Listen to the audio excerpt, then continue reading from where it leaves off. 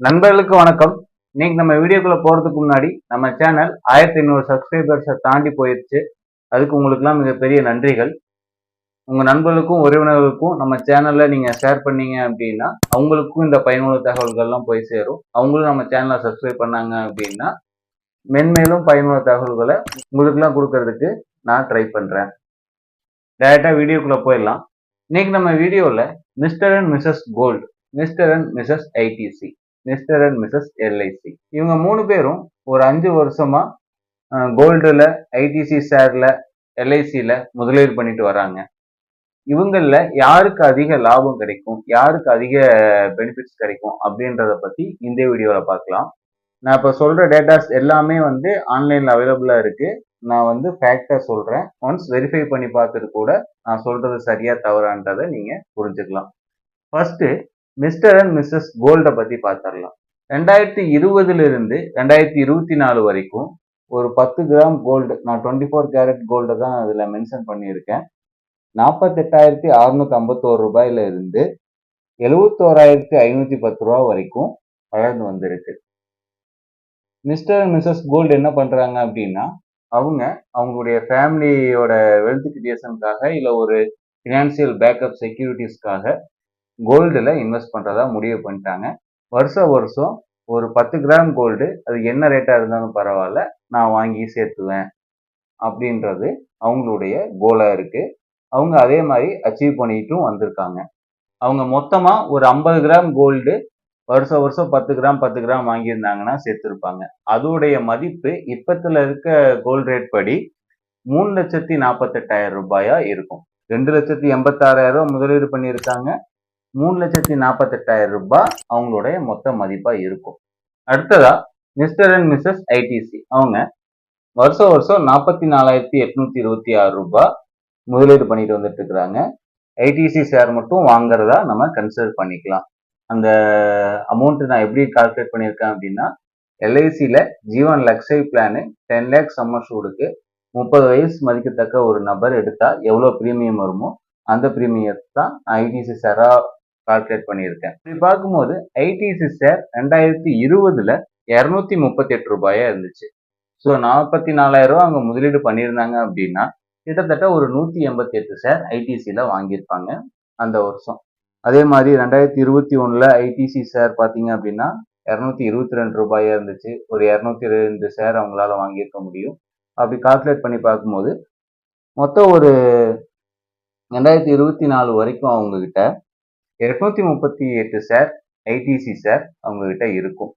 எப்படி வருஷம் 44,000 ரூபாய் தொடர்ச்சியா அவங்க ஐடிசி ஷேர் மட்டும் வாங்கியிருந்தாங்க அப்படின்னா அவங்க கிட்ட 838 ஷேர் இருக்கும். வருஷம் ஷேர் வாங்குறாங்க, 5 வருஷம் வாங்குறாங்க, 5 வருஷம் தொடர்ந்து அதே அமௌண்ட்டை இன்வெஸ்ட் பண்ணியிருந்தாங்க அப்படின்னா 838 ஷேருக்கு 3,91,000 ரூபாய் அவங்களுடைய மொத்த ஐடிசி ஷேர் மதிப்பு இருக்கும். அவங்க முதலீடு பண்ண தொகைன்னு பார்த்தீங்க அப்படின்னா 2,24,000 ரூபாய் முதலீடு பண்ணியிருப்பாங்க. ஓகே, கோல்டு பார்த்தாச்சு, ஐடிசி பார்த்தாச்சு. கோல்டுல 2,86,000 ரூபாய் முதலீடு பண்ணியிருப்பாங்க. அவங்களுடைய மதிப்பு இப்போ 3,48,000 இருக்கும். ஐடிசியில 2,24,000 ரூபாய் முதலீடு பண்ணியிருப்பாங்க. அவங்களுடைய அந்த ஐடிசி ஷேர் மதிப்பு இப்போ 3,91,000 ரூபாயா இருக்கும். அடுத்ததா மூணாவது உள்ள நபர் மிஸ்டர் அண்ட் மிஸ்ஸஸ் எல்ஐசி. அவங்க எல்ஐசியில ஜீவன் லக்ஷய் பாலிசியில 10 லேக் சம்மர்ஷூடுக்கு ஒரு பாலிசி எடுக்கிறாங்க. அவங்க வருஷம் 44,826 ரூபாய் பிரீமியம் தொகையா கட்டிட்டு வராங்க. அவங்களும் ஒரு 5 வருஷம் கட்டி இருக்காங்கன்னு வச்சுக்கலாம் நம்ம அப்ராக்சிமேட்டா. அப்படி பார்க்கும்போது அவங்க மொத்தமா எல்ஐசிக்காக பிரீமியம் 2,24,000 ரூபாய் முதலீடு பண்ணியிருப்பாங்க. அவங்களுடைய மொத்த மதிப்பு, அந்த பாலிசியுடைய மொத்த மதிப்பு 5 வருஷம் கழிச்சு 12,30,000 ரூபாயா இருக்கும். நீங்க நல்லா உன்னிப்பா கவனிச்சீங்கன்னா தெரியும். ஏன்னா எல்ஐசியில ரிட்டர்ன்ஸ் கம்மியா கிடைக்குது, ஷேர் மார்க்கெட்ல ரிட்டர்ன்ஸ் அதிகமா கிடைக்குது அப்படின்னு சொல்றாங்க. ஸோ அதை பேஸ் பண்ணி பார்க்கும்போது நீங்க முதல் வருஷத்துல ஒரு பிரீமியம் நீங்க கட்டினீங்கன்னா கூட உங்களுக்கு அந்த சம் அஷூர்ட் கேரண்டி 10 லட்ச ரூபாய் சம் அஷூர்ட்ல பாலிசி எடுக்கிறாங்க. அந்த 10 லட்ச ரூபாய் சம் அஷூர்ட் கேரண்டி. அடுத்த 5 வருஷத்துக்கும் ஜீவன் லக்ஷயில 25 வருஷம் டேர்ம் எடுத்தாங்க அப்படின்னா 46,000 போனஸ் மட்டும் ஆட் ஆகும். ஓகேங்களா? அப்படி பார்க்கும்போது அவங்க 5 வருஷத்துக்கு கிட்டத்தட்ட 2,30,000 போனஸ் மட்டும் அவங்களுக்கு ஆட் ஆயிருக்கும். அவங்க கட்டினது 2,24,000 தான் முதலீடு பண்ணியிருப்பாங்க. 2,30,000 போனஸ் மட்டும் அவங்களுக்கு ஆட் ஆயிருக்கும். ஸோ ஒரு போனஸ் உங்களுக்கு டிக்ளேர் ஆயிடுச்சு அப்படின்னா, அந்த போனஸ பிற்கால வர வருஷங்கள்ல அது மைனஸ் ஆகாது. சம் அஷ்யூர்ட் கேரண்டி, ஆட் ஆன போனஸ் கேரண்டி. அது இல்லாம எல்ஐசியில உங்களுக்கு ரிஸ்க் கவரேஜும் குடுக்குறாங்க. ரிஸ்க் கவரேஜ் குடுக்கறதுனால, உங்களுக்கு அதுல ஒரு பிரீமியம் ரிஸ்க் கவரேஜுக்குன்னு தனியா எடுத்துக்குவாங்க. ஸோ பார்ட் அமௌண்ட் தான் உங்களுக்கு இன்வெஸ்ட்மென்ட்டுக்கு போகும். ஸோ அந்த இன்வெஸ்ட்மென்ட்டுக்கு போற அமௌண்ட் உங்களுக்கு ரிட்டர்ன்ஸ் கால்குலேட் பண்ணி பார்த்தீங்க அப்படின்னா, கிட்டத்தட்ட ரூ. 1,00,000 கட்டுனீங்கன்னா, ரூ. 25,000 ரிஸ்க் கவரேஜுக்கும், ரூ. 75,000 இன்வெஸ்ட்மென்ட்டுக்கும் போகும். ஸோ அந்த 75 இப்ப ரூ. 2,24,000 கட்டியிருப்பாங்க. ஸோ டோட்டல் அமௌண்ட் பார்த்தீங்க அப்படின்னா, 1,50,000 தான் உங்களுக்கு இன்வெஸ்ட்மென்ட்டுக்கு போயிருக்கு. பேலன்ஸ் அமௌண்ட் ரிஸ்க் கவரேஜுக்கு போயிரும்னு கால்குலேட் பண்ணி பார்த்தீங்க அப்படின்னா, உங்களுக்கு எல்ஐசியோட சிஏஜிஆர் கால்குலேட் பண்ணலாம். இல்ல ஐஏஆர் கால்குலேட் பண்ணீங்க அப்படின்னா, உங்களுக்கு எல்ஐசி பெஸ்ட்டா தெரியும். அது போக டாக்ஸ் பெனிஃபிட்ஸ் இருக்கு. அதெல்லாம் பின்னாடி பேசலாம். ஸோ இப்படி வச்சுக்கலாமே. இப்போ 3 பேரும் ஒரு 5, 5 லட்சம் ஒரு கடன் வச்சிருக்காங்க அப்படின்ற பட்சத்துல, அவரு சம்பாதிக்கக்கூடிய நபர் அவருதான். அவர் இறந்துடுறாரு. அவருக்கு அப்புறம் அந்த ஃபேமிலிய யார் பார்த்துக்குவாங்க? அப்படின்ற ஒரு சிச்சுவேஷன் இருக்கும். அது போக அவங்களுடைய கடனையும் இவர் அடைக்கணும். செக்யூர் லோன் வாங்கியிருந்தாருன்னா பிரச்சனை இல்ல. அன்செக்யூர் லோன் வாங்கியிருந்தாருன்னா, அது அந்த ஃபேமிலியில் உள்ள நபர்கள் தான் அடைக்கிற மாரி இருக்கும். அந்த கடன் சுமை அவங்க மனைவி பேர்லயோ அல்லது கணவன் பேர்லயோ, இல்ல அவங்களுடைய மகன், மகள் பேர்லயோ தான் வரும். அப்படி இருக்க பட்சத்துல இப்போ ஒரு 5 வருஷம் கூடி அவங்க சம்பாரிச்சாங்க. இப்போ மிஸ்டர் அண்ட் மிஸஸ் கோல்டு ஒரு 3,48,000 தான் அவங்களுடைய சொத்து மதிப்பு இருக்கும். ஸோ அப்படி இருக்கும்போது 5 லட்சம் கடனே வச்சிருக்காரு. இதை வித்தா கூட பேலன்ஸ் 1,50,000 லட்சம் கடனு அவங்க ஃபேமிலி மேல தான் போகும். அதே மாதிரி தான் மிஸ்டர் அண்ட் மிஸஸ் ஐடிசி ரூ. 3,91,000 வச்சிருப்பாங்க. பட் ஆனா அவருக்கு 5 லட்சம் கடன் இருக்கு. 1,10,000 மறுபடியும் அவங்களுடைய ஃபேமிலிக்கு தான் பேர்டன் ஆகும். அதுவே அவங்க எல்ஐசியில ஜீவன் ரக்ஷை பாலிசியில 25 வருஷம் டேர்ம் எடுத்திருந்தாங்க அப்படின்னா, அவரு டெத் ஆனா வித்தின்ஸ் அந்த ப்ரூஃப் எல்லாம் நம்ம கொடுத்துட்டோம் அப்படின்னா, நார்மல் டெத் அப்படின்னா 10 லட்சம் ரூபாய் உடனே அவங்களுடைய நாமினிக்கு.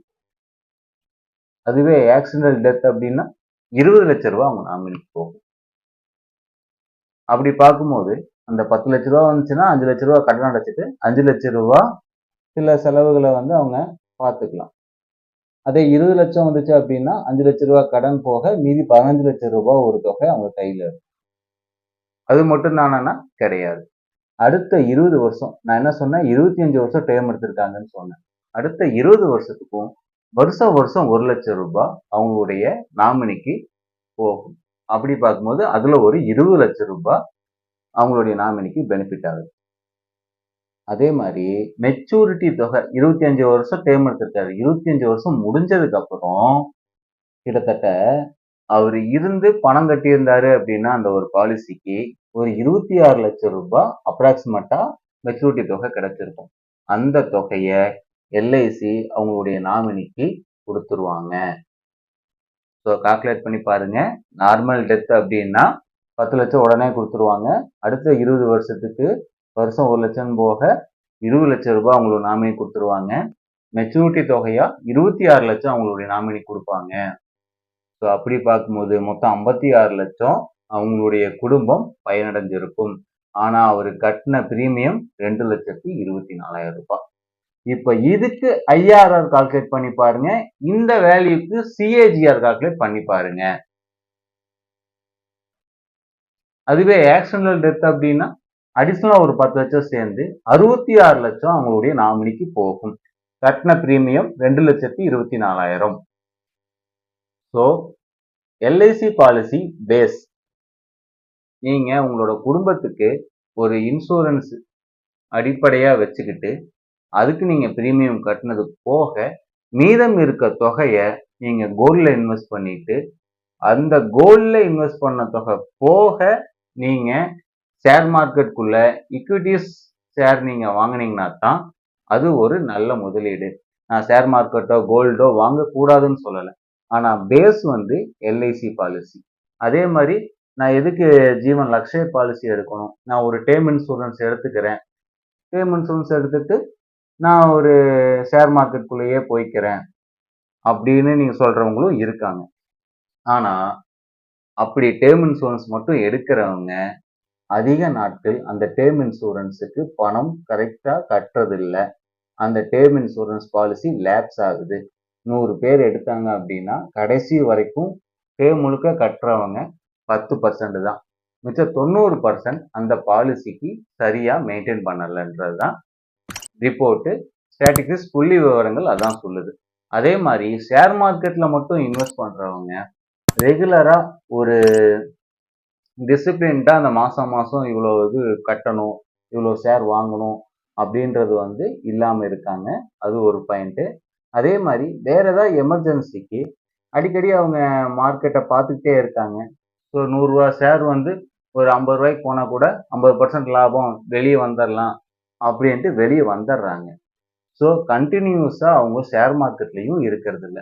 ஸோ அப்படி பார்க்கும்போது உங்களுக்கு டேர்ம் இன்சூரன்ஸ் பெனிஃபிட்டும் கிடைக்காது, ஷேர் மார்க்கெட் பெனிஃபிட்டும் கிடைக்காது. கோல்டு வாங்குறவங்க வேணா ஒரு 10 கிராம் வாங்காட்டியும் கூட ஒரு 5 கிராம் வந்து வருஷத்துக்கு வாங்குறவங்களும் இருக்காங்க. சில ஹை நெட்வொர்க் கிளைண்ட்ஸ் பார்த்தீங்க அப்படின்னா அதிகமாக வாங்கி வைக்கிறவங்களும் இருக்காங்க. ஆனா மிடில் கிளாஸ் ஃபேமிலி ஃபர்ஸ்ட் வந்து இன்சூரன்ஸ் பாலிசி மெயின். அதுவும் கன்வென்ஷனல் பிளான் வந்து ஜீவன் லக்ஷய் பாலிசி ஒவ்வொரு குடும்ப தலைவருக்கும் ஒவ்வொரு குடும்ப தலைவிக்கும் நான் என்ன மீன் பண்றேன் அப்படின்னா சம்பாதிக்கிற ஒவ்வொருத்தருக்கும் ஜீவன் லக்ஷய் பாலிசி அவசியம். அந்த பாலிசியை பேஸா வச்சுக்கிட்டு அடுத்ததா நீங்க கோல்டுக்கு போங்க, அடுத்ததா நீங்க ஷேர் மார்க்கெட்டுக்கு போங்க. அதுதான் உங்களுக்கு பயனுள்ளதா இருக்கும். என்னுடைய கிளைண்ட்ஸுக்கு நான் இதை தான் சஜஷனா சொல்லுவேன்.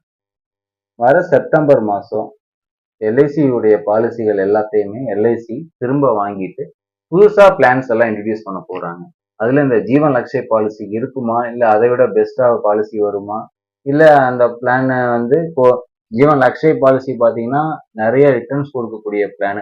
ஒவ்வொரு வருஷமும் மார்டாலிட்டி டேபிளை பேஸ் பண்ணி தான் பிளான்ஸ் எல்லாம் கொடுப்பாங்க.